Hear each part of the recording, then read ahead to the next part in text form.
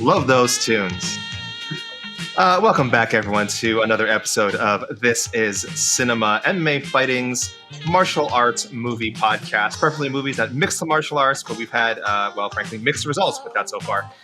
This is your host, Alexander K. Lee. Before I tell you what movie we're talking about today, let me get right to introducing my co-host today with one extra special guest. But first, the man whose takes always leave listeners saying, boom goes the dynamite, Mr. Jed Meshew.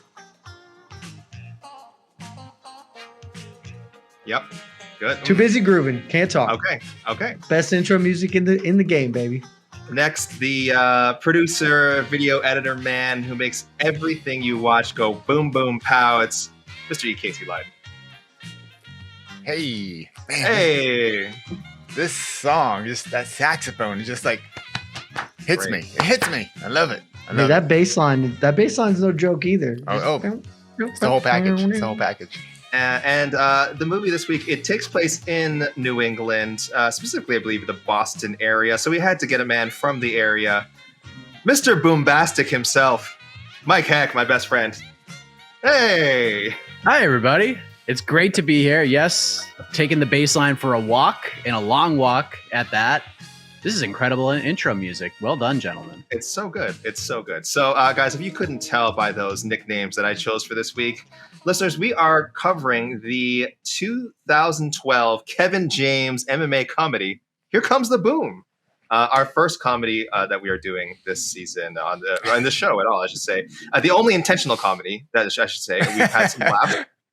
We've had some laughs during the other movies that were more awkward and uncomfortable, but they were there. This movie was actually designed to make us laugh. Fellas, I think you had all seen this movie before. As usual for me, I went into this one cold. I don't think I had seen any of the movies that we watched on this first season of This is CineMMA. Jed, what's your elevator pitch for Here Comes the Boom? I hadn't seen this movie in a decade, and the last time I watched it was on a plane. So this was a different experience, and we'll get into the benefits that this movie probably gets by following up a string of real tough watches.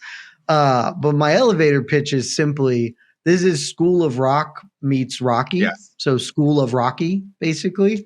And, I don't know how successful a movie is, but it doesn't fail, which is nice. And it wasn't the saddest thing we've ever watched, which was also nice. This was filmed in Quincy, Massachusetts. I don't know if that is the same place where they filmed School of Rock, but it was a very similar setup. I mean, the vibe is almost identical. It's identical. Mike, what can you tell us about Quincy, Massachusetts? And also, what impact did Here Comes the Boom have on the whole New England area when this movie was being produced, when it came out? How did this movie land? There's something about Kevin James movies and Massachusetts, because Paul Blart Mall Cop was filmed in the same town that I went to high school in, at the Burlington Mall. So I don't know what it is about Kevin James doing Massachusetts movies, but it's sort of his thing. And all of his movies are like the least Massachusetts movies, the least Boston-based movies of all time. It's really crazy.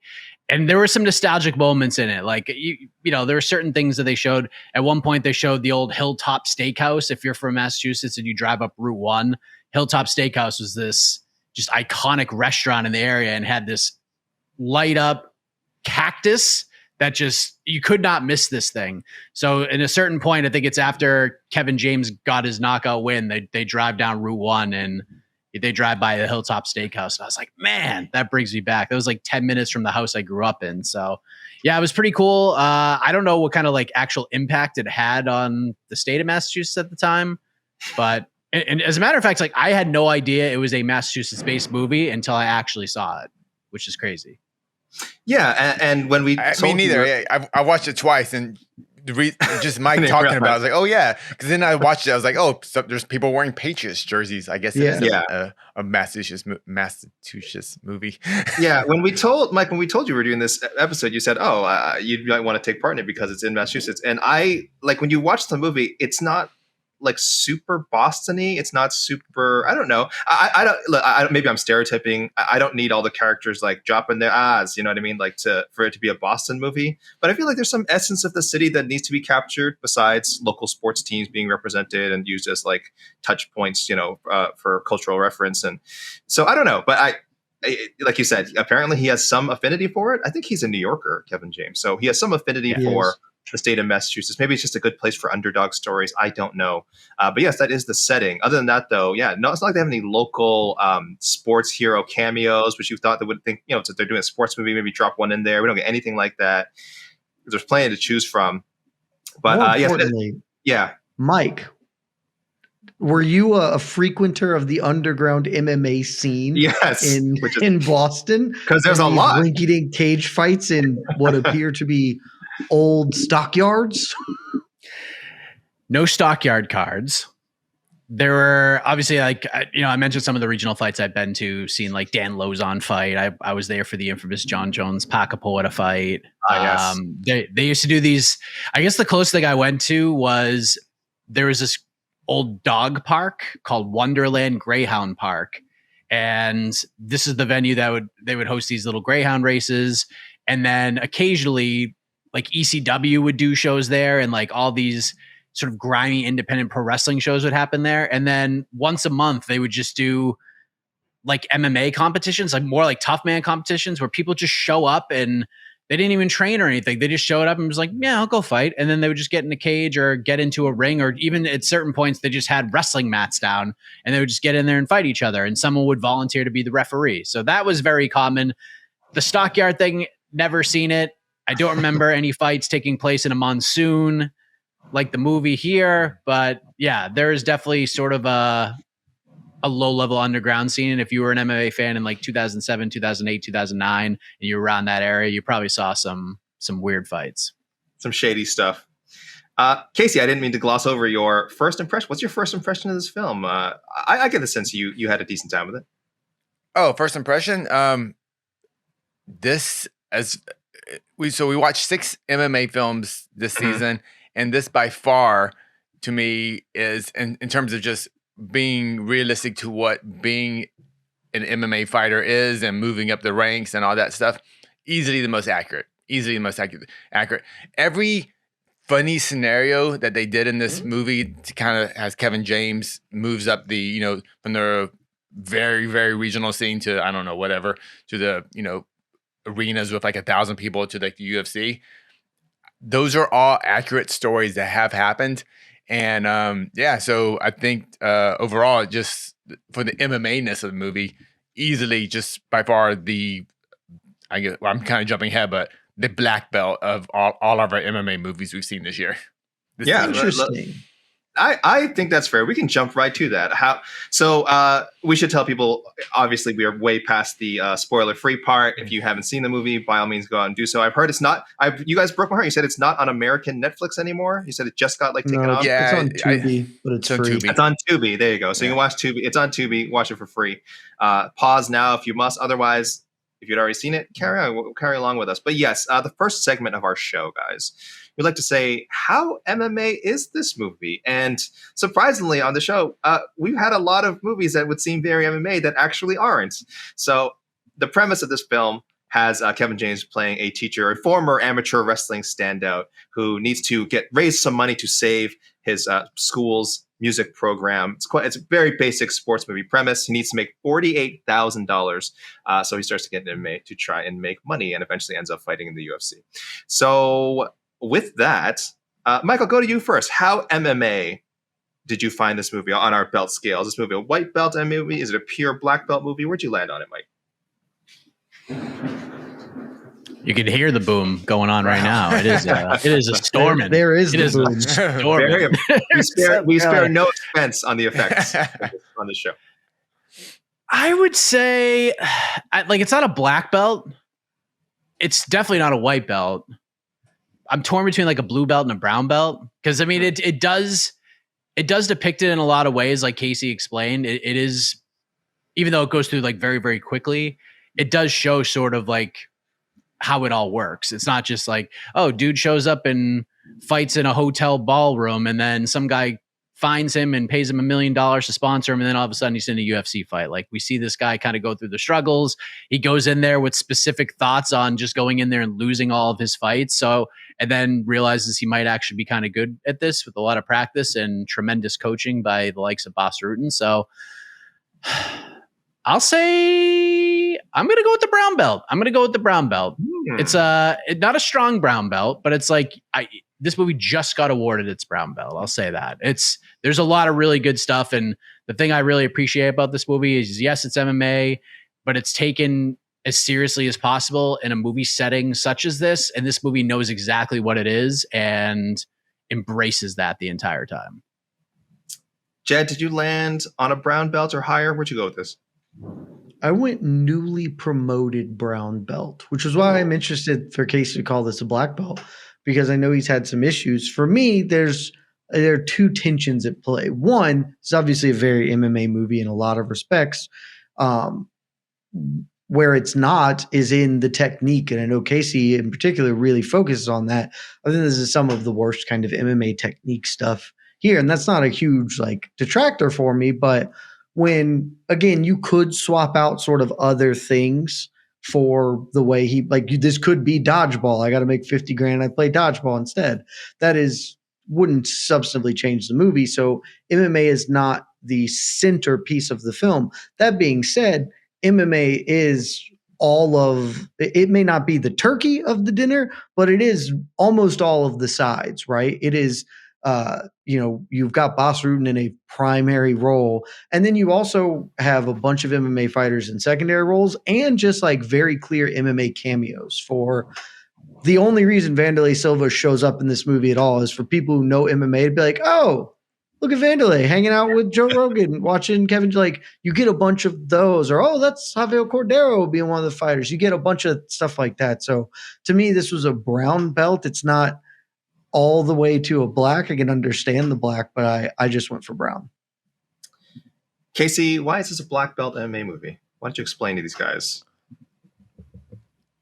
Okay, I guess from the whole, well, and I like what Jed said, like, oh, this movie could have been, I got to raise $50,000 for dodgeball. But I think even at the very beginning, they established that this teacher, he was a decent college wrestler. And I think he's a heavyweight wrestler. And I think, honestly, in early 2010s, if you're tough and you have a good wrestling background, and Kevin James is actually an athletic guy, like, I get it. Like, he could be obviously a really crappy heavyweight, but there are a lot of bad heavyweights who fight at the highest levels in this game.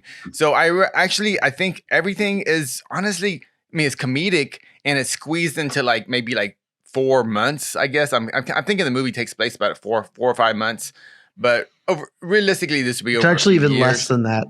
Okay. Well, they said that semester. I mean, they kept saying we got to do it. They do, but there's a line in it. And it's a real small throwaway line, but it's when Scott Voss is talking to Stitch. It's like, hey, Stitch, it's such an honor to be have you work on me, man. I've had a crazy month. It has to be more than that, because the wife of Henry Winkler, we find out they're having a baby at the beginning of the movie, and she is showing quite a bit by the end. So I think he means that particular month has been crazy. It has been more than a month. I would say closer to I'm terrible at, by the way, of course, saying when a woman's supposed to be showing, but that is kind of our gauge for how much time has passed, at least 5 or 6 months. But I get, no, they squeeze that for narrative purposes. They definitely do. Yeah. In terms of just MMA, I thought it had it all. I mean, they had real training, real moves. I know we didn't get into the very specifics, but that would be honestly boring. But when you go back to was it Bruised and the Budokan was telling Halle Berry, bump your hips, and it didn't make sense at that moment. But I think in this movie, it was kind of very day one jujitsu, telling a wrestler what to do. And I thought that was good for the audience, because I think that's what the audience is. The audience has kind of a general idea what wrestling is, because they've seen it in the Olympics and everything. And I don't know. I just think this was had all the aspects of MMA in it. And from the professional sense to the prize fighting sense to the training sense to coaching. Yeah, I mean, there was some, I don't know. I was kind of, I liked it. I like the MMA part of the movie. I thought, I'm with you. I mean, outside of the, I'm we astonished. talked about this before. Outside of the very rocky punching where every punch is a knockout, I always kind of hate that in movies. Yeah, but I get it. But in terms of I'm just so the wrestling, surprised. Really? Casey, I'm with you. I just thought. I'm Casey. Oh, go on. I'm just so surprised.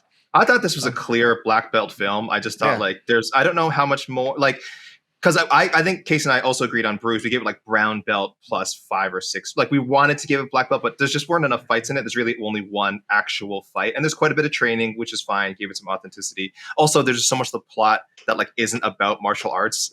I don't want to go over all the traumatic events of Bruce again, but there's a lot that's not about martial arts that could be a whole other movie, and just has nothing to do with MMA. So a very martial artsy movie, just not a black belt. I think the bar for black belt was pretty set clear for me, and I just needed more than that. And I think Here Comes the Boom is more because, like we said, we get the fighter cameos, we get him fighting in the UFC, we get the minor league, we get a lot of fights, we get a lot of different fights, different scenarios, different fights. I love that.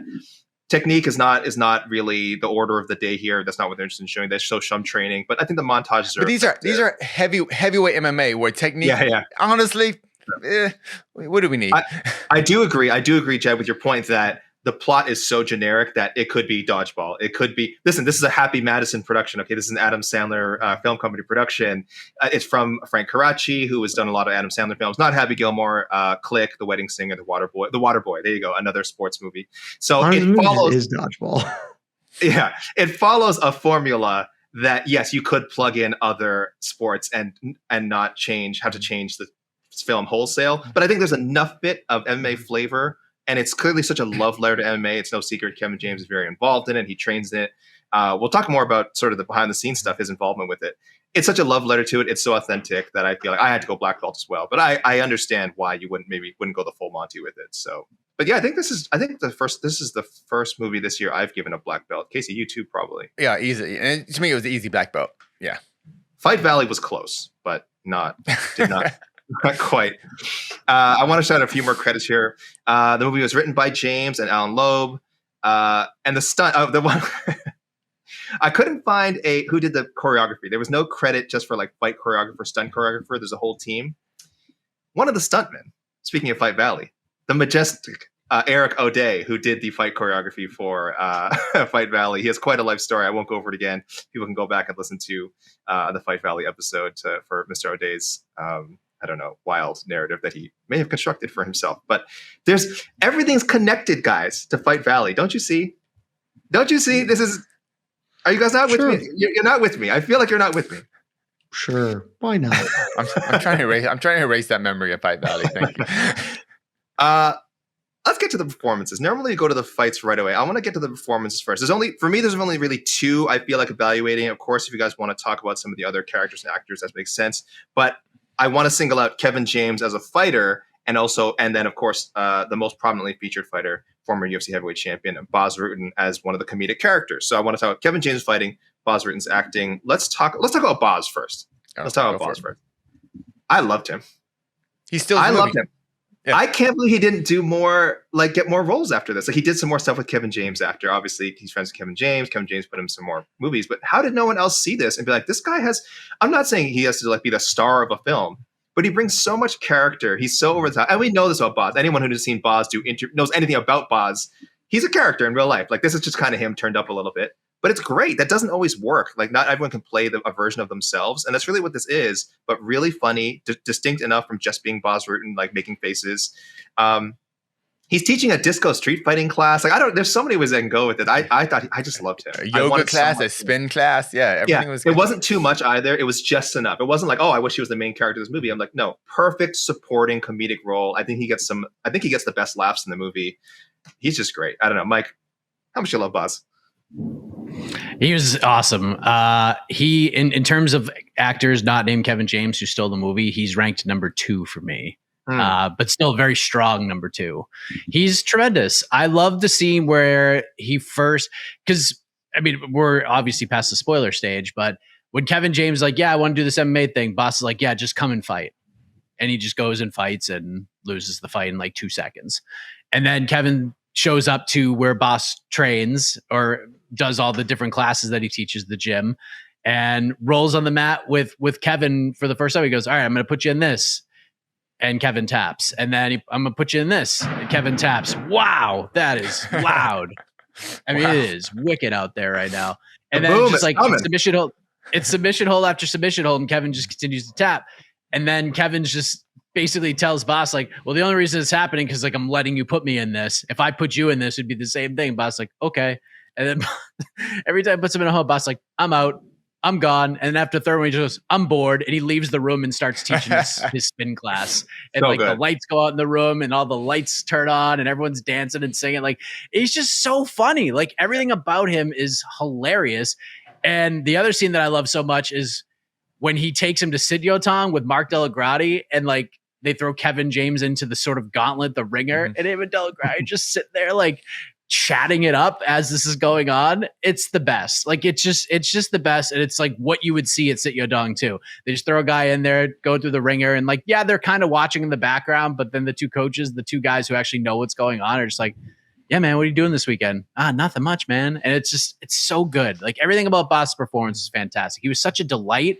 And it wasn't like he was better than Rogan in the movie. And Rogan's got like a ton of acting credits, but Rogan comes in, it just seemed like very stiff and laid back. And Bas was loose and a goose and just having a great time. It just didn't even seem like he was acting. It was so good. And that's a good point. That's what I'm saying. Not everyone can play themselves. Rogan seemed very uncomfortable playing Joe Rogan, which was strange. Yeah. Like, he should have just done Joe from News Radio. That would have been hilarious. She should have just become his News Radio character. Which is just Joe Rogan. Yeah. No, he's a little more like Matt LeBlanc-y in Friends-ish, if you'll remember. That's kind of how people compare them. I think Joe was just that way before he became a weird middle-aged dude. Yeah. But either way, he's 20-year-old Joe Rogan. He's struggling a little bit to play Joe Rogan. I almost wonder if should they have gotten another actor to play Joe Rogan. He's not great, but Bas is fantastic. That would be great if they casted someone else for Joe Rogan. Casey, is this the best MMA actor we have seen in the movies we've done so far?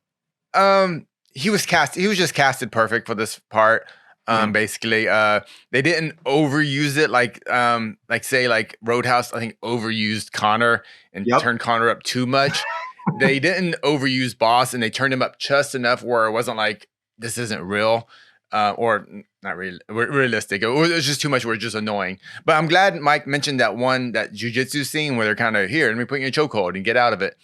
This goes back a bit. This is why I give us a black belt movie, because I feel like any white belt that's ever gone to maybe the first couple of weeks in jiu-jitsu, and your black belt professors beating you up and everything, and you're like, oh well, that's because he's in these deep positions, and you reverse it on him, and then you can be like 99% in on your black belt professor and he'll still get out. And I think that's a feeling that every student goes through, like, oh man, like technique really matters. And these are like little things, like, I don't know. I truly appreciate they put that in the film, because I think that is very accurate to the kind of the martial art kind of process of you becoming just better at the sport. But Bas is great. If people can't tell by now, we're going to use probably the word authentic, realistic. Like, we're going to use those words a lot with this movie, because it really was. It really, so many things rang true. That's another phrase, guys. If I tell listeners now, if I keep saying rang true, I apologize in advance, because I have that in my notes like 5 times. Like, this rang true. So I'm really sorry in advance. Jed, I'll ask the same question. Is this the best MMA actor, MMA fighter actor? Not the other way around. It's not. So far. It's not even close. He is so much better than every other MMA actor. And like, I thought Miesha Tate actually did well in Fight Valley. Like, we had talked about that, as she was one of the only things that you could even pretend was decent. Bas is exactly perfect. Like, Bas is filling a role and doing it exactly right. And I don't think that everything that was written for him was like exceptional. I think the writing in this movie is very mediocre.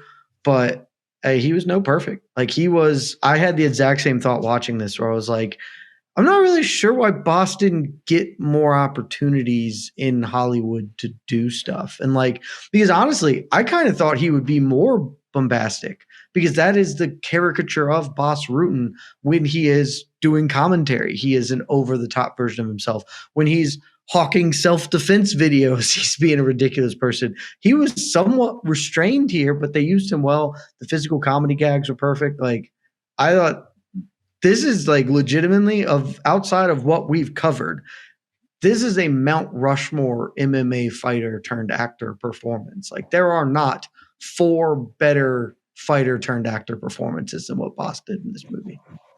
Yeah, I think we're across the board. Love Bas Rutten. Need more Bas Rutten. This movie came out like 12 years ago. I feel like we haven't gotten more. It's just a little disappointing. There's still time. Still plenty of time. Jed, I'm gonna stick with you. Let's quickly talk about Kevin James's performance as a fighter. How did he fare there? I want to say he himself was in his late 40s when this movie was put together. His character is specifically stated to be 42 years old and at least something like 20 years removed. I don't think he was in his late 40s because Kevin James is what, 56 now? I looked at it. Yeah. This came out like 12 years ago. It came out in 2012, I believe. Yeah. So he was in his late 12 40s. years ago. He's almost 60. He's almost 60. And they shot that whatever. He's 59 and this movie was shot maybe 13 years ago. Yeah. So 46. 46, 47 years old. He's in his late 40s. Yeah. He's in his late 40s. His character though is 42. Expressly stated to be 42 years old. Jed, was he believable? More importantly, I guess, was he enjoyable to watch? How did he stand out for you as a stunt guy, as a fighter? He was both, because I think the really smart thing that this movie did, and if I want to give it credit, I think the thing it deserves the most credit for is it understood where it was and what it was. And this wasn't a movie about Kevin James is going to come and be the greatest fighter in the world. This is a movie about Kevin James is trying to lose fights because he's just trying to get fights to make money. And so to Casey's kind of previous point, it's heavyweight MMA. It's fine if he's not good. He doesn't know how to fight, and he certainly isn't. But Kevin James is athletic enough to at least kind of pass the baseline of doing this. And whenever he looks bad fighting, it's what's supposed to happen. That is what is scripted. So it's not unreasonable that he can't do. The only time that I ever was like, maybe we shouldn't have tried that, was in the final fight scene when he hurts Krzysztof Zazinski and is like, goes for the jumping knee. And was like, maybe that's not the move Kevin James needs to pull off. But the rest of this is fine. And then I didn't realize this. Kevin James actually is an athlete, and that's why this works out. Like, I did not realize that he was a successful high school and to some extent collegiate athlete, and that also he wrestled on the same high school wrestling team as Mick Foley, which is a weird thing to learn.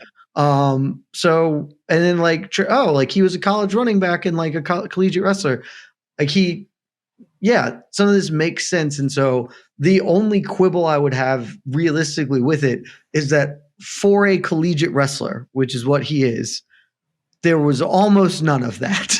And so that just struck me as weird because, like, Casey, you train and stuff.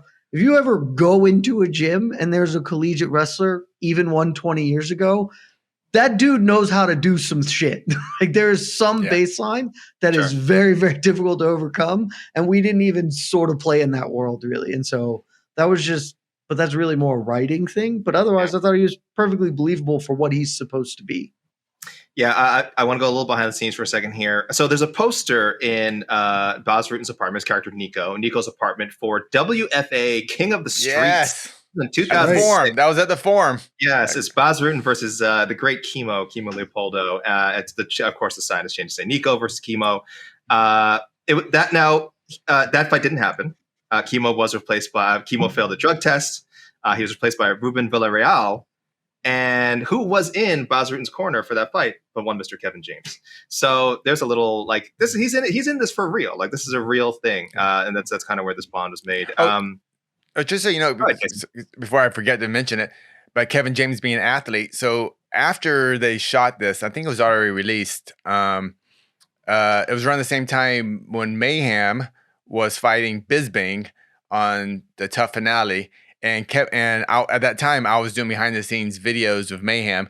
Kevin James spent a lot of time in Vegas that week. And as the prep, Kevin James came in the workout room and warmed up with not the fight night, but like pre-fight week, warmed up with Mayhem in the workout room. And so I got to see Kevin James move around, and the dude can move. He is like, he kind, I don't want to say Roy Nelson, but he kind of has that, like, you look very out of shape, but you're surprisingly not.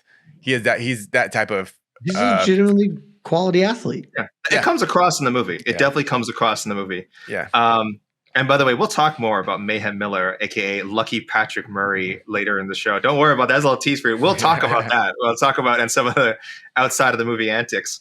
Mike, I just want to get your thoughts on Kevin James. Did he do the New England area proud for characters supposed to be from that area? I guess. I mean, there's not really much to add to what you guys just already said. Like he did a great job. He did it perfectly for what it was supposed to be. It wasn't too much. It was just right. Everything about it was fun and funny and just kind of what you expected from Kevin James. So yeah, as far as like New England, there is no New England to this movie at all outside of certain just visual effects and Mark Delagrati talking a couple of times. Other than that, there is no Boston to this film at all. Shouts to Mark Delagrati. Like, had to actually do some acting, wasn't bad. Not solid. Saying that he was good. He wasn't as good as Bas, but he did not take anything away. And they like kept putting him on screen. I was like, oh, all right, there we go. He was, I believe his real life wife was also featured in the movie. So shout outs to her as well. They do have dinner at the Delagrati family home. And I believe she's also featured. So nice work there. It was deeply amusing to watch this movie and have the mix of, all right, so here are the MMA cameos and here are the like Kevin James, Adam Sandler group of comedian. Yeah. Like, those dudes who show up in those movies all the time being like, here's a ref or here's the drunk guy in the crowd. And then here's Vanderlei Silva. Just a lot of, ooh, I know that guy. Also, Kevin James's brother playing his brother. We should note. I don't know if you guys didn't know that, but that if you thought, wow, that guy playing his brother really looks a lot like Kevin James. Oh, that is okay. He has done, and he's done many. It is his brother. He does it in all of the things Kevin James is in.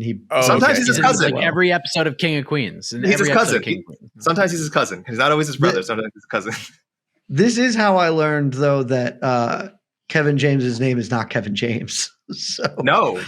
It's Kevin. I'm going to say this because this is Kevin Nipfing. Kevin Nipfing, and he chose the name James as to honor his favorite like school teacher, and he plays a school teacher in this. So there's so many layers, guys. So this is a nice. So this movie, I think he's very happy to play a teacher in this sense. Let's go right to the fights. Actually, you guys made a great point about how what makes this movie work so well is that they take such a modest approach to what his goals are. As we said, this is a classic sports comedy. I need to raise money to help someone. And we get some, I want to know, did you guys feel like they did a good job, of explaining like how well he was doing financially? Maybe they didn't at first. After a while, he started showing up and like handing out checks and cold hard cash, but it was a bit hard to tell like how much he was progressing, right? I'm not crazy. It wasn't like that trope in a movie where here's the visual image of we've got to get $100,000 to save the school and we're coloring in the thermometer as it gets up. Happy Gilmore, the novelty. Yeah, exactly. We didn't have. I love that. I wanted that. I didn't think it was necessary. It was just like, okay, he's clearly making progress, but no, that was not explicit in you're $843 away from your goal or whatever. Yeah. So let's get to the fights. His first fight does not last very long. We'll just talk about this one quickly. You say he didn't show any skills. Who did he win? No. I don't know the actor. I don't know if it's a name actor or fighter, but yes, he goes for a takedown right away and gets knocked out in about 2 seconds. Maybe one of the most, talk about ahead of its time. So this was 2012. They did the Ben Askren fight. Sort of. This was a legitimate counter knee, not a flying knee into a dude who is shooting on you. But it's essentially was the same thing. Like it was over in the first 2 seconds. The wrestler, I'm going to shoot in, and then he's hit a flying knee. I was like, when I saw it, I remember when I saw this originally, I was like, oh, that's funny, but that's not super realistic. And then we saw it at the highest level. It is real. I'm just saying. But yes, so we get a very hilarious scene where him and Marty, played by Henry Winkler. I'm sorry, we haven't talked about Henry Winkler enough. Like, I know, Mike loves him some Henry Winkler. Let's talk about him now, then. Actually, before we get is that the scene stealer for you, Mike? The number one scene stealer. Marty, played by Henry Winkler, is the music teacher who is the hero of Kevin James, who Kevin James decides to help out when he sees how much his work means to the children. And ahead of the very first fight, They come out to Here Comes the Boom, trying to psych the other guy out. He's wearing this Viking cosplay gear. It's very, very funny. It's a very charming, very funny scene. And then he gets kneed into oblivion. But let's take this moment, though, to appreciate the efforts of Henry Winkler, who is the distinct co-star of this film. Mike, go ahead. He steals the show in Waterboy, and he steals the show in this. He's so good. Just everything he does is tremendous. From when Kevin James is selling him on, you're the best bus duty guy that has ever lived. Just the facial expressions as he's trying to tell Kevin James's character that his wife is pregnant and he's like in his 60s, to him playing acoustic guitar at the airport, singing Here Comes the Boom in Henry Winkler style, to convincing Kevin James that this Neil Diamond song is like the perfect song to walk out to. And he's just yelling, he's gonna kick him, he's gonna punch him, he's gonna get him. Like everything about Winkler's character is tremendous. And then it's like, I think the funniest, the scene that I forgot about that made me pop the most was Henry Winkler forgets the stool, and then they go to round like in between the second and third round. I'm not sure what my job is. And he's bent over as the stool. It's such a great gag. It's such a great gag. So good. So good. Oh, he's so good in the movie. He's tremendous. Yeah. He's so friggin' funny. Everything. Anytime he was on screen, I was like, this movie's. I'm enjoying this so much. But when Henry Winkler got on the screen, I was like, this is the best. I'm having so much fun. He brings so much heart to really any movie he's in, especially this one. And again, Mike, I'm glad you didn't join us in some of the other movies that we watched this year. Those were the last two we watched, the Jose Aldo biopic. Glad for your mental health. Because there was no such levity or joy in any of those films. And I would have loved a sprinkling of Henry Winkler in there. Or any sort of comedy, any sort of comedic character, because there was talented actors in those movies. I just didn't always have them doing anything funny or inspiring or just was glad to have Henry Winkler around for this movie. One quick thing. Go ahead. Yeah. I loved the comedy of it, but one thing I thought the film did correctly is that it still reminded you that MMA is still dangerous. Yes. This isn't just a comedy. They're not just like these, because he has a line. I can't remember the situation, but like someone says to Kevin James something about how's your week. He's like, oh, whatever. But these three migraines a week say you're wrong, because it's just a quick. You're butchering this line because this line is one of the better ones in the film. Yeah. We do. Yeah. But the point. Say it again later. But the point the is, line is Boss is talking to him, and he's like, I think it's right before one of the fights. He's like, it's okay to be afraid. Use it, channel it. Forget about that last knockout. It didn't even happen. And then Kevin James like, yeah, those 3 migraines a week say you're wrong. It's like such a good line. It is a good, but I'm talking about like, it is. But yeah, just important. The movie has this good balance of it's funny. It's still for families, but yet it's still a reminder like this is dangerous, and which I think is important. Like MMA is dangerous. Yeah. Let's fight 30 more times. I don't think my body's going to hold up for that. Yeah, that's what's so great about it. Win some. I'll have to fight less. That's what's so great about the initial premise, though, is that like you guys said it before, he's not trying to win fights. They're just like, okay, doing some math. If he makes $750 to $1,500 a fight, maybe if he does enough, like even just for show money, he can help, get some of that $48,000. And then as Jed just said, wait, if I win, I get double. Wasn't that gonna? That might help us even more. Shouldn't I win? We'll have to fight less. Isn't it wild that even back in like 2012, Kevin James, as this movie was released, Kevin James was like, you see what this guy's doing in the UFC? He's getting paid $10,000 to lose. It's the same, maybe 12,000 now. A decade later, 12 years later. Hey, but they do get 50 for their win, so it's a 10 and 50 instead of 10. Which is not how the UFC works back then, or now, frankly. No. Nor did promotional newcomers taking fights on short notice get put up in a suite overlooking the Vegas Strip. I don't remember. That room. I put that in my notes. I put that as the most unrealistic part of the movie. I put that in. Like there's zero chance the UFC would give them a suite at MGM. Zero chance. All expenses paid because they get into a food fight. They're throwing food at each other, so clearly they're not. That's not the most unrealistic part, Casey. What? The most unrealistic part is that they let him walk out to his students' band music.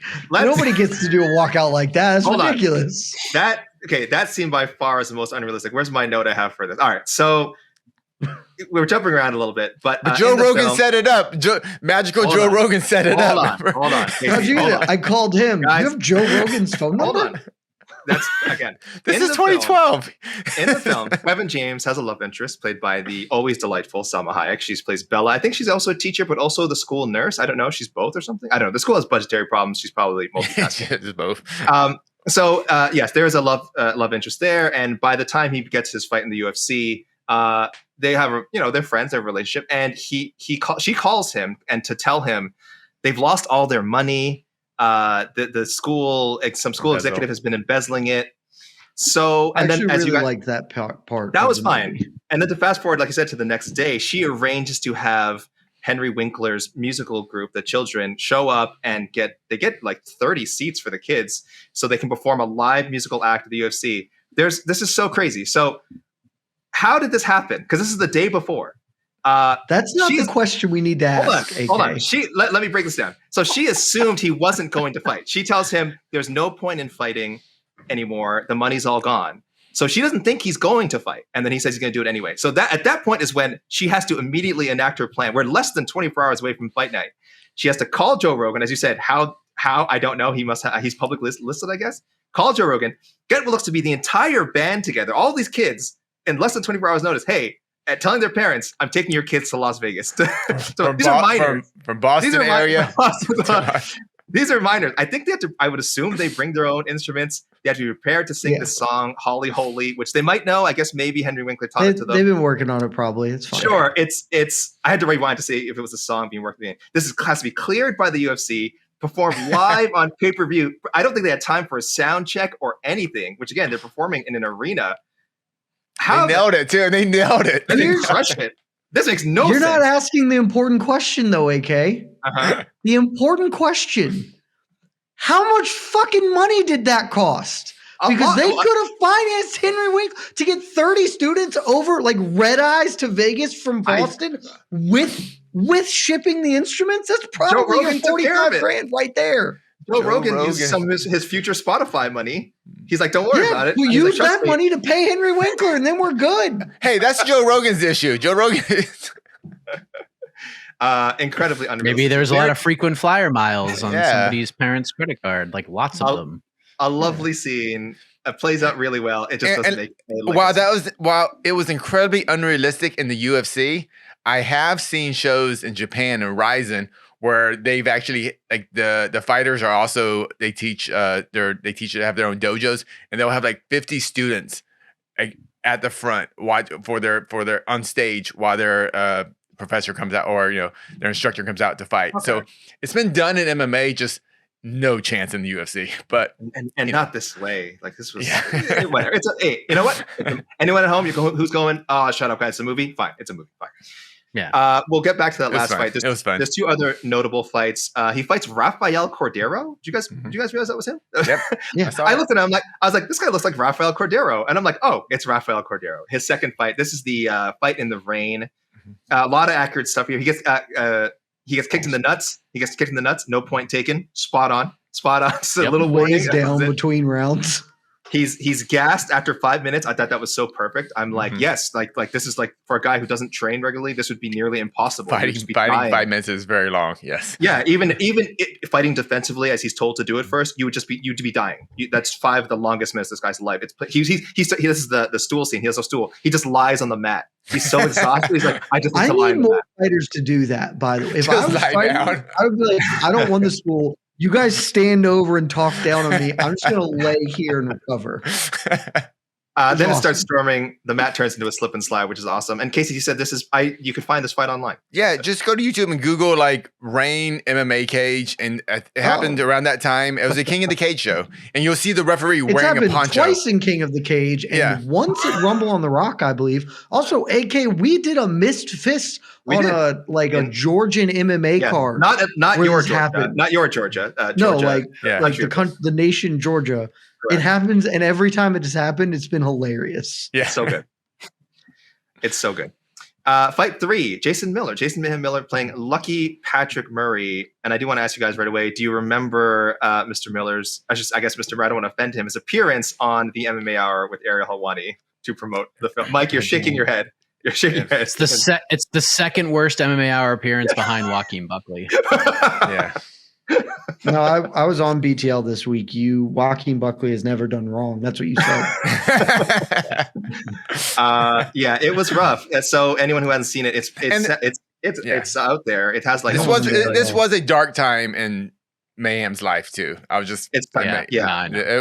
there's a little more to it, but it's not a good. There haven't been a lot of bright times in it either. But anyone who hasn't seen it, just look up Jason Miller and MMA Hour. I think it's the most viewed Jason Miller appearance on the MMA Hour. He's in character as his character in the movie, Lucky Patrick Murray, and he refuses to break character and seems very aggressive with Ariel. Jesus. It's an incredibly uncomfortable 15 minutes. Yeah, I joke about the Buckley thing, but that was the biggest takeaway. Like that was certainly the most uncomfortable interview that I can remember on that show. Like just feeling like Ariel was either going to get hit or he just wanted to get out of there in just some way, shape, or form, but trying to still salvage it. It was a tough watch. And Jed, you never watched this? Something was up with Jason. No? Yeah, it's pretty rough.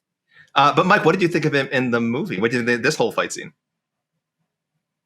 It was great. Like comes out to Here Comes the Boom and does the song and he actually walks it out better than he actually fit the song better than Kevin James did, which I thought was pretty fun. That was insane. Played it great. What an insane take. Kevin James coming with the Viking helmet and the shoulder pads. I mean, that part's funny.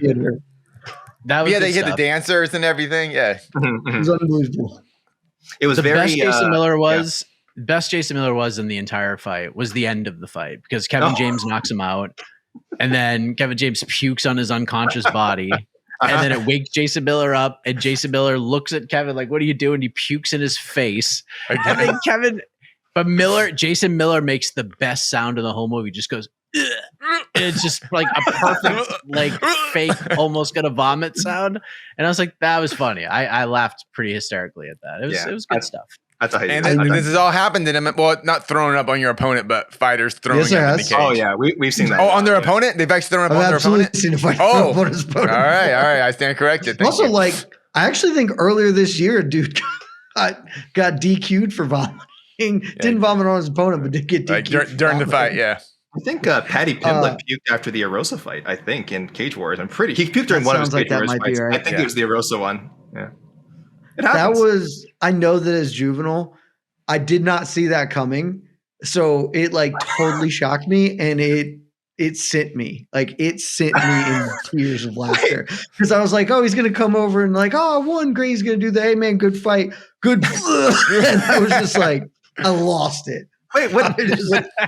He started eating the applesauce that was left in the car. That didn't surprise.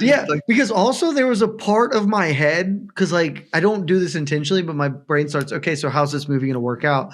And when it's I made my own applesauce, I was like, okay, so they're not going to get the money from fighting somehow, but Henry Winkler is going to make dope applesauce, and they're going to sell the applesauce, and this is the Chekhov's applesauce. You gave this, and then instead, way too much credit. Yeah, instead it was here, and then you get the car ride back. Who makes their own applesauce other than the Amish? I mean, no, that's a good line. Man. That was a good line. But Henry Winkler steals that scene. He's just sitting there. He knows he's wrong. He just simply goes, mistakes were made. Mistakes were made. It was so good. Who other than the Amish makes their own applesauce and then leaves it in the back window of the car? I'm so glad we're laughing. The movie. We don't get to laugh on the show enough. We get to laugh at absurdity, but we don't actually get to laugh at humor. So good. It's so good. And that's why this movie's fun. I've always recommended it because there are genuine laughs. There are genuine laughs in this movie. It's a movie made by professional comedians. Professional writers. Yeah. I'm not saying when no one's saying this is Godfather, or even Raging Bull of combat sports films, but for MMA films. Yeah, that piece of shit Raging Bull. Raging Bull movie. Raging Bull. So we go to a montage, guys, later on in the movie, and we get a bunch of MMA fighter cameos, a trio of MMA fighter cameos, one might say. He submits Chael Sonnen with, I think, an Americana. He fights Satoshi Ishii, and the entire match just collapses. I'm going to assume that's a no contest. That was awesome. And also has happened in MMA. Has happened. Yes. And he defeats Mark Munoz via ground and pound, and that's where he's scouted by Joe Rogan and Vanderlei Silva. Now, I know you Who was it telling me before the show? They loved Sonnen. A little Sonnen. Me, yeah. Casey, he had an ad lib. What did Chael do in this scene? Oh, just he gets taken down, gets Americana'd, and it's a quick tap, and and it's all one shot. They do it well, just one long shot, and Chael just jumps up and it's all like, I didn't tap. You know, it's just a very Chael thing, and a very like inside baseball. Like you have to be like such a MMA nerd to understand that joke right there. You have to be watching this show to understand that joke. I was kind of just impressed that they would throw such a inside MMA joke and such a broad kind of, you know, general audience of type of a movie. So I enjoy those things. I liked it. Apparently he changed my mind. Black belt film. Black belt film, definitely. Mike, you're bumping up to black belt after this discussion? I mean, let's make it unanimous. This is like, 5 stars. Whoa! I had Bruce as black belt too, but there's just enough inside baseball stuff. Black belt. Yeah. Yes. He makes it to the UFC, and then he fights Ken Dietrich. Lord Dietrich, I think is his nickname. Is he Lord Dietrich? The Executioner. Excuse me, the Executioner. Ken Dietrich, played by Canadian Christoph Sosinski. Always good to see him. They play actual. Can I just say? Yes, Mike. I just say he was the perfect guy to cast? Yeah, looks just perfect. Looks great. It just and even when you first see him as even when you first see him as an MMA fan, you're just like, this dude would play a terrifying character in a movie. Like he's just everything about it, the tats, he looks like a fighter. Like he looks like the quintessential fighter. If you ran into that dude on the side of the road, you're like, oh shit, he punches people in the face for a living. There's no doubt in my mind. If he says he's an accountant, I'm not going to believe him. This is what he does for a living. I thought it was just like the perfect guy. Ken Dietrich is the most. It's like a Mike Tyson's Punch Out character name. The best. But that part.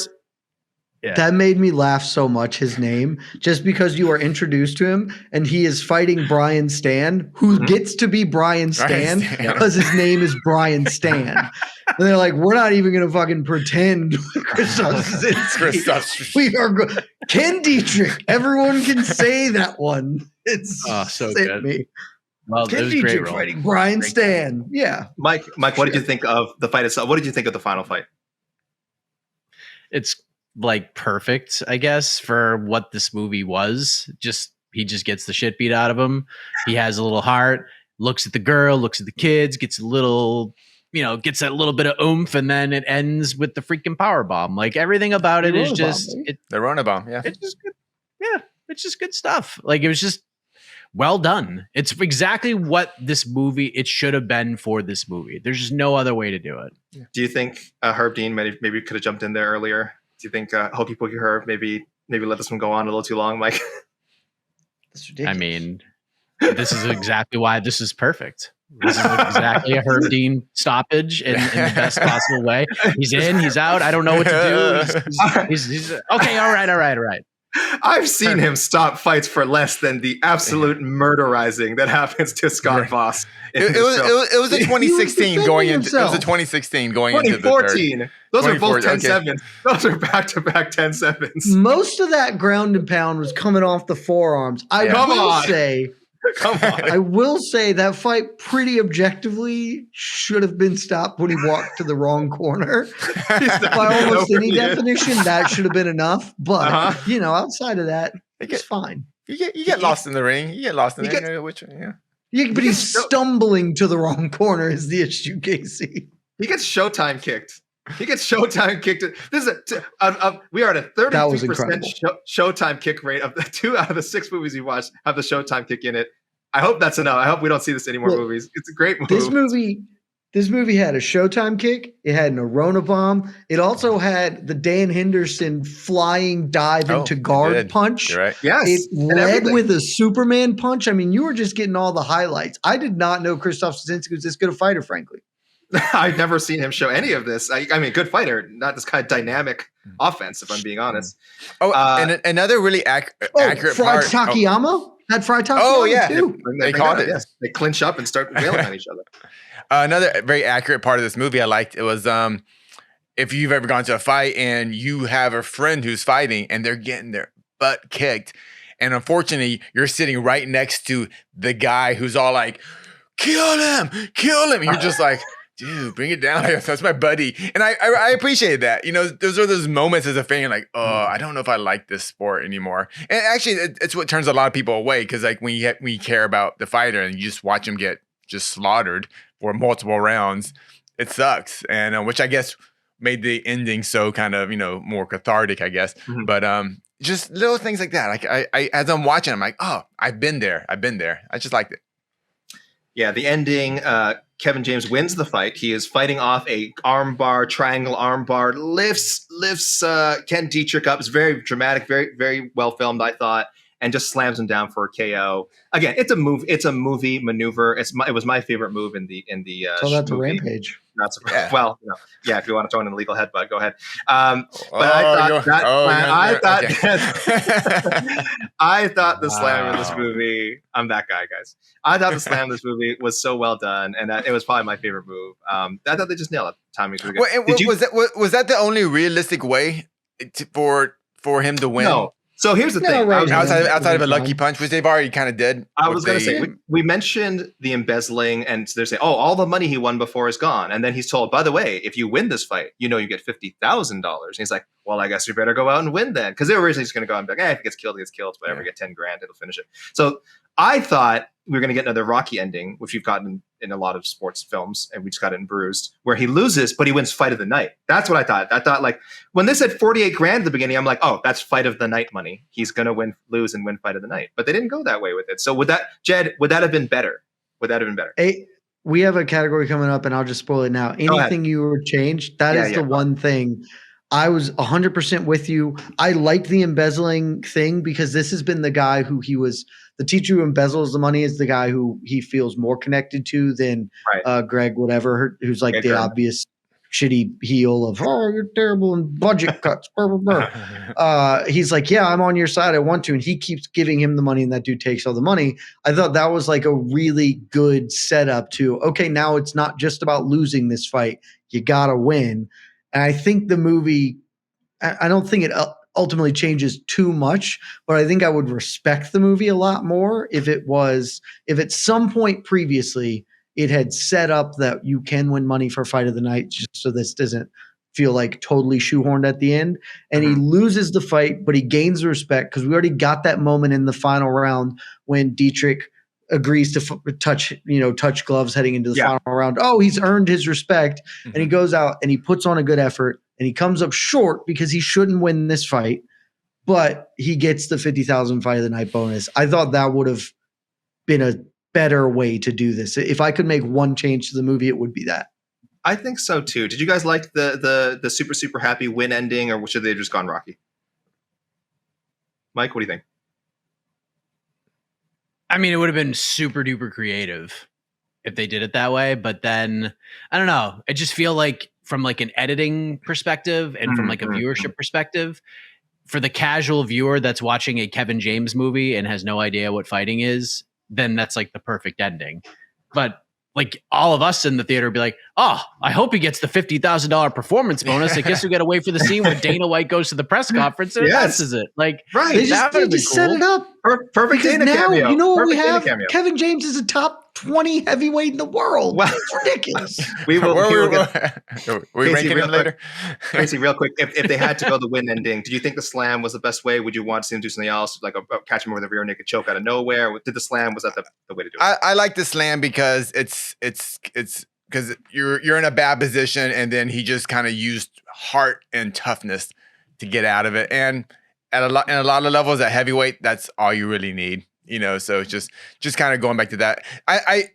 The fight bonus was more realistic. The fight bonus is more realistic, but it would be hard to explain to the general audience. Yeah.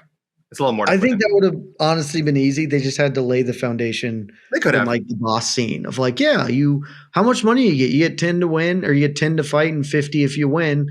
And even if you don't, if you have the best fight, you get a $50,000 performance bonus or whatever. Actually, now that you say it, you just have Kevin in the locker room all bummed out, and then stiff as hell Joe Rogan walks in and be like, just talk to Dana White, man.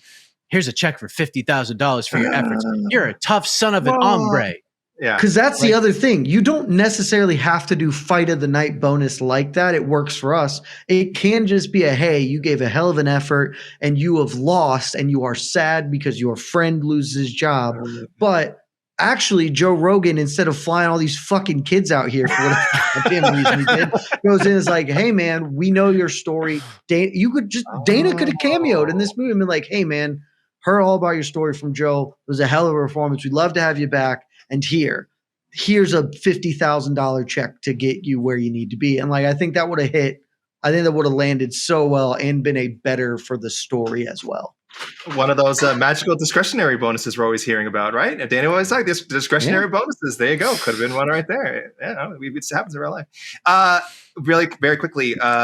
So you mentioned Jed. Technically, he probably would get a ranking. I think he landed the MMA Fighting global rankings after taking out Dietrich. I think you got to. Oh, not Jed, quite. No. So he won't, just because there is a brief line in there where it was like Dietrich was expecting to fight a top 20 dude. Yeah. So arguably Dietrich isn't actually even ranked. He's just like a guy. But he's just want to fight in the UFC, and now we'll keep fighting in the UFC for more money than he's getting paid as a middle school biology teacher. This would have been during what? John Jones's light heavyweight run. This is 2012. This is around John Jones' time, right? No, before John Jones. I think Kevin James could take him. I don't like his. But would John fight him, Jed? Is the question. I would say he's insanely tough, as proven by that last fight. I think he'd be like top 30 too. John does like to fight old people. He does like. As for Ken Dietrich, I don't like his chances of bouncing back from this one. I don't think he ever makes the top 20 after this. I think this just derails him. No, this is a Mirsad Bektic style of your career is forever altered loss. Damn. I mean, I saw this more as like a Volkov, when Volkov lost to Derek Lewis, Volkov is still top 10, top 5, I mean, now with Derek Lewis is Derek Lewis. So I'm just saying. Derek Lewis is Derek Lewis. And I mean, I got all the respect in the world for Kevin James pulling off an Arona bomb on a heavyweight, but I don't think he's Derek Lewis. All right. It's probably a good thing. I think it's implied he's probably done fighting. Like I don't think they say he's going to fight anymore. They could have always. It looks like he retired. They do suggest that. Yeah, probably a good idea. Did you guys notice what event this was at? 178. 178 or 76. Was 76? Correct. 176. Do you know why that's funny? Was that the canceled one? 176 was canceled. No. So when this movie came out, they were only around like UFC 120, 120, 120, or 130 something, 120 something, 130 something. So they're just looking. They picked a random number, like let's just go so far ahead so we don't overlap with anything that's going to happen in the next 2 or 3 years. Sure enough, they actually picked the one event that ended up getting canceled. So people, if you're like, what happened? Not the one event. One of multiple events have been, but damn, that was weird. You might say that one of them got canceled, the other one got canceled. But yes, 176. If you want to watch it, the only way you can is by watching Here Comes the Boom, because it didn't happen in real life. So Shane Carwin versus who did they? Junior Santos. Junior Santos, the main event. Yeah, that's who they. Shane versus Shane Carwin, JDS in the main event. That was the main. That's what they. Oh, that was the main event. I'm sorry, of the sorry, and that was the actual event that happened at the time. That was 131. The event that got canceled was going to be Chad Mendes and Aldo 2. It was supposed to happen in California, Casey, and did not have. There's injury, I think Aldo injury, and then it got postponed to another. But again, the card was so weak, they just canceled it. But it exists in this film, so just total random coincidence.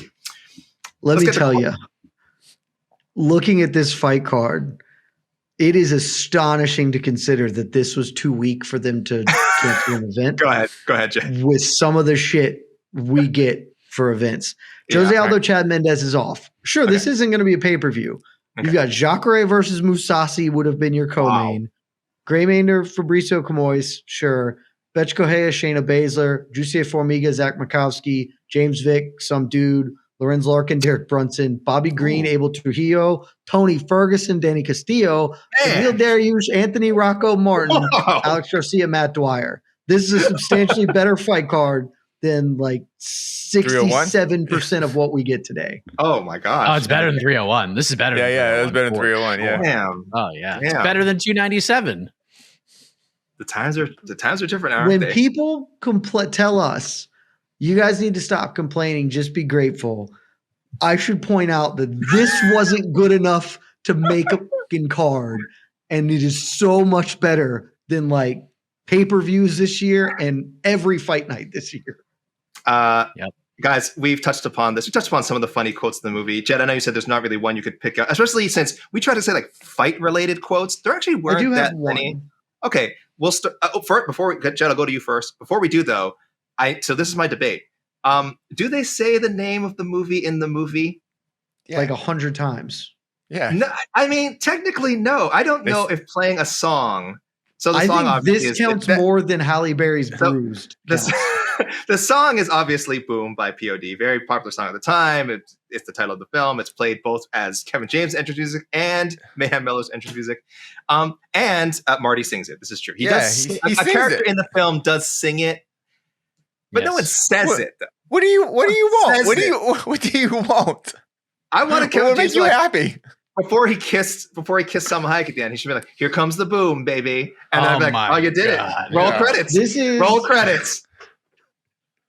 This is not as clear cut as Roadhouse. I think this is more so than Bruised. So we are saying this movie did pass the test. It does say the name of the movie. I think it clears the bar. Says it. Singing is not saying, as Marty himself would probably say. Here comes the boom. Yes. 30 times in this movie. Many times. More than they say Fight Valley and Fight Valley. And that's a lot. That's a lot. So many. All right, fine.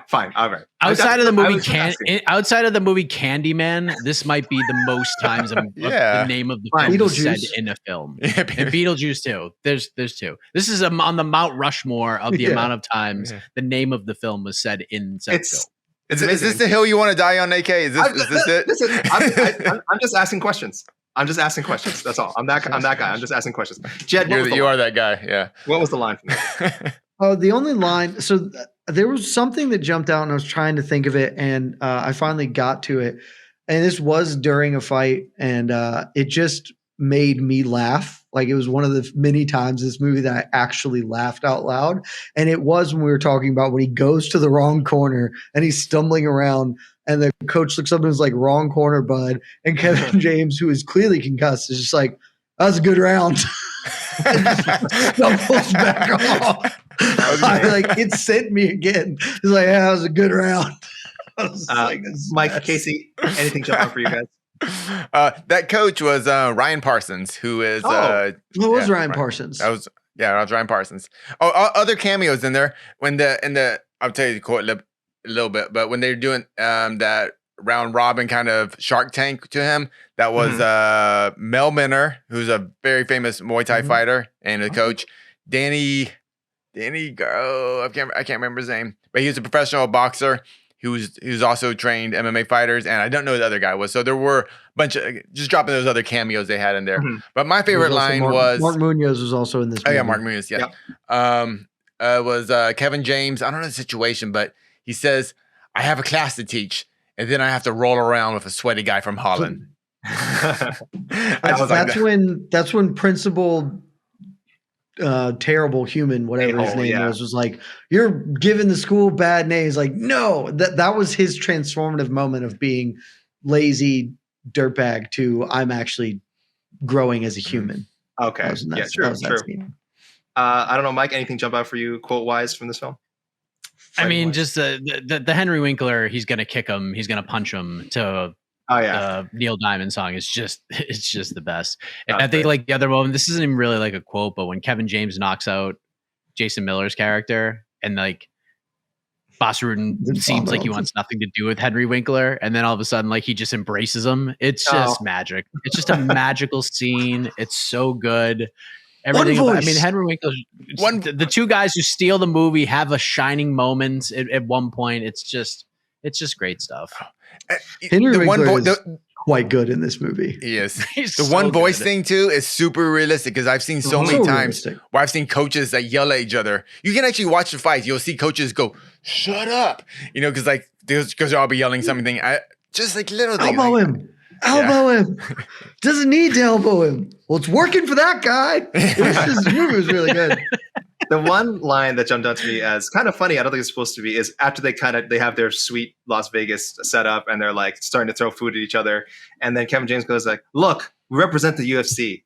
Let's act like it's not our first time to the dance, okay?" And I'm like, "Oh, Kevin James, if you only knew." If you only knew, this kind of behavior wouldn't be a blip on the UFC's radar.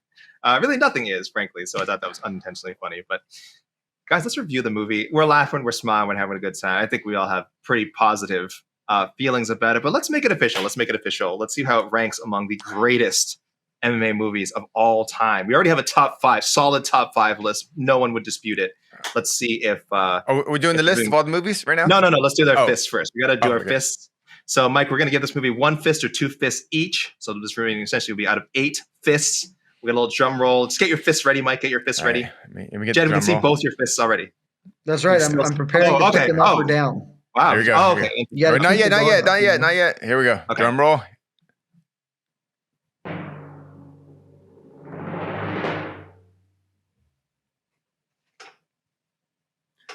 I'm trying to put my feet up too. Oh, I'm the only one who did one? We almost got the 8 fister. What a shocker. Oh, I'm glad. Well, I'm glad I didn't. I'm glad I didn't. I feel like we have to save our 6 out of 6 or 8 out of 8 fist rating for, something still to come. I feel like there's still many more movies to review. But 7 out of 8 can get 8 fists. They could. 7 out of 8. We should say. I guess, Casey, we can go to the ranking. It's a dominant performance. No debate here. It is. Let's count it down. Actually, let's count it down if we have a chance here. Okay, hold on. The graphics. So this is we should tell people this is our season finale. Essentially, we just kind of wanted to try this out, see how the show works, see if people like it. We do want to come back with more episodes another time, but we want to start with a 6 episode first season. Maybe by the end of 2024, we'll start again. Maybe start next year. I don't know, but. I've heard there's a lot more than 6 MMA movies. People are telling me all these MMA movies, and I'm like, I think we're gonna have a season that's exclusively Never Back Downs, and I can't franchise. Yes. So coming in at number 6, which is again really close to number 1. I mean, it's the 6th greatest martial arts movie of all time. No shame in it. Casey, what do we have? Yes, Fight Valley, the Rob Hawk women's empowerment classic. The actual worst movie I've ever seen. A wonderful, wonderful movie. Again, free on YouTube, everyone. You can watch when you're done listening to this podcast. Go watch Fight Valley. It's on YouTube for free. Again, this movie is free on YouTube and has multiple instances of full frontal nudity, and YouTube doesn't even notice because no one has watched it. Beware. Do not watch that one with the kids. Casey, what do we have coming in at number 5? What's the top 5? Did we agree on this? Okay, this is this is in 5. the order that we've said. Yeah. Number 5, Halle Berry's Bruised. Again, a very well-made film. A little sad. A little bit of a down. Wow. A little bit of a down. Not like, and a great fight scene. I still think even after this, I loved the fight scene with Dietrich. I think we can all agree Halle Berry and Valentina put on the best MMA fight scene of all the ones. Undeniably true. Yeah, so good, so good. Number 4, Casey. Més forte que el mundo, stronger than the world, which I should stop trying to pronounce it. The Jose Aldo biopic. Again, another mostly well-made film that is just devoid of any joy, which is truly tragic when we're talking about Jose fucking Aldo, who has brought so much joy to our lives and always fights with joy. Not in that movie, but it was okay. Casey, number 3.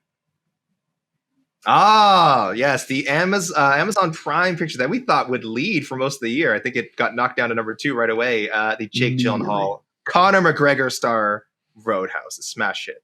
Coming in number 2, what's our runner-up for the greatest runner-up?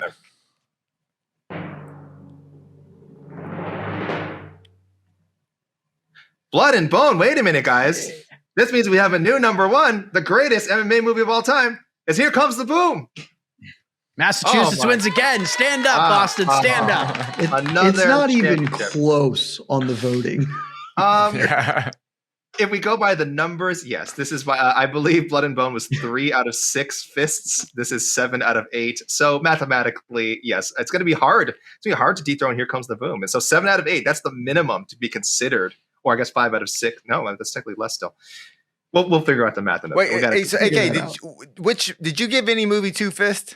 I did not. I have not given any movie 2 fists yet. Okay. I'm saving it. I'm saying because I'm told, just to tee things. Well, I'm not done talking about Here Comes the Boom yet, but I do want to say I'm told that Warrior is a pretty good film. I'm heard there's some movie called Never Warrior's Back Down. An exceptional movie. Never Back Down. People keep talking about It's an this. unbelievable film. Red Belts. I don't know. There's a lot of movies out there. There's a lot more martial arts movies and documentaries I think you're going to want to try out. I heard The Rock's got a new MMA movie coming out sometime in the next year or so, or around 2025. I feel like that's going to need to be talked about. So here we go, guys. But that, after our first season, the sixth greatest MMA movies of all time. And I think we nailed it. I think we got it right. These are the only 6 movies you need to watch if you want to watch Warriors. I guess go ahead, supplementary viewing. But this really is the MMA movie experience right here. So, Mike, did we get it right? Here Comes the Boom, number 1. Compared to these other ones, yeah, it's like not even a conversation. You didn't see Fight Valley. You didn't watch Fight Valley. Yeah, you're a lucky man. I know. I didn't need to see it because I figured it would be number 6, like with a bullet. Blood and Bone is fun as hell. In its own unique way. Fun. Roadhouse is stupid and fun. Ridiculous. I've not seen the Jose Aldo movie, but just based on your critiques and the way you guys have talked about it and the way Guy has always talked about it, I'm surprised it was number 4, not number 5, honestly. The only issue... 4 and 5 could battle each other. They actually did. 4, 5, and Roadhouse were all tightly contested. Yeah. The issue is... Halle Berry's movie is objectively the best of those 3 movies. It is also the movie I the least want to watch because it is the saddest thing ever put on celluloid. It's yeah. Yes, go ahead, Casey. Did you? So when we watched Bruised, I did a lot of complaining about Halle Berry striking. In this one scene in Here Comes the Boom, when Selma Hayek and Kevin James are kind of play fighting. She punches just like Halle Berry did. That kind of like that when they keep their arms right here and they just do this. Like I was like, oh my gosh, she punches like Halle Berry. She should do MMA. But there it is, guys. Here Comes the Boom. It's just such a great note for us to end this season on. Just actually laughing and smiling and having a good time and enjoying MMA. Bas Rutten, Henry Winkler. Kevin James is very good at this kind of thing. Honestly, I think this is a good role for him. Salma Hayek, really everyone involved, I thought did a really good job. I'm happy, guys. MMA is supposed to be fun. MMA is supposed to be fun. I'm so happy we did this last because I'm also willing to acknowledge that maybe some of my enthusiasm for this movie is just that the other stuff we have watched has been some combination of bad or horrifying. Mm-hmm. And so this was, as I was thinking about it after watching this, I think we watched 3 real movies and 3 fake movies for this season. Legitimately, Bruised, Here Comes the Boom, and Roadhouse. Those are all professional films. Those are movies made by professionals in the industry, and you can tell with things like cinematography and filming and stuff like that, like the audio mixing. All of that is done by professionals. One of those movies is horribly bad, and it is Roadhouse. That movie is trash, and I'll never believe that it's not. It can be fun, but it is terrible. One of those movies is good, but is horrible to watch and Bruised. Here Comes the Boom is just, it is a good movie, well made. This is not the start of a franchise. It's not going to do triple its, budget at the box office, but this is exactly the kind of movie that back in the early 2000s or the late 90s could be a moderate success at the box office because it was made by professionals and it's fine, and then have a second life in DVD and on FX or TNT or USA for the next 20 years and just be a movie everyone kind of sees at some point is fine. This was a good movie, well made, and it was fun. And that was super necessary for us given the last, frankly, the whole season since Blood and Bone. Yeah. Casey, you happy with our list? Yeah, I'm happy.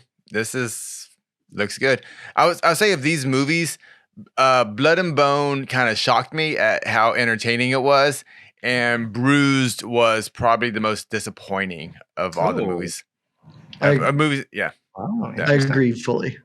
This is also exactly the order in which I would recommend either a fight fan or a non-fight fan to watch these 6. Be you can do worse than 95 minutes or whatever Here Come the Boom is, or 90 minutes of Blood and Bone, 2 hours of Roadhouse a little long, however long Mas Forte Mundo. Bruised, don't watch it, you'll just be sad. Fight Valley, I've never heard of it.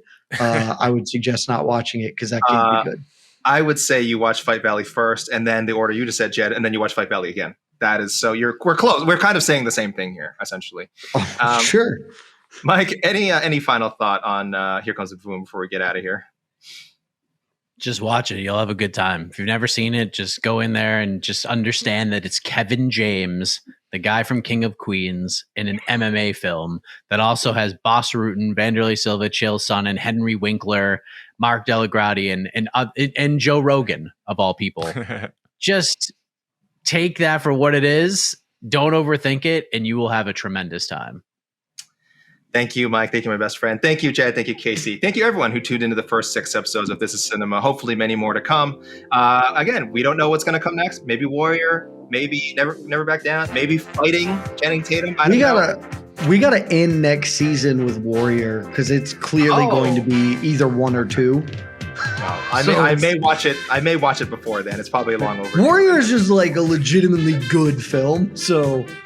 We got to get some of the trash out before we end on Warrior. These are all legitimately good films, guys. Fight Valley, free on YouTube. Go watch it now. For Jed Meshew, from Mike Heck, for Casey Leydon, I am Alexander Cayley. This has been This Is Cinema. And thank you, everyone, and we'll see you around. Love y'all. Is this the band from the school playing us off? Yeah. Kevin James would have won in the first round if he had our music. Yeah.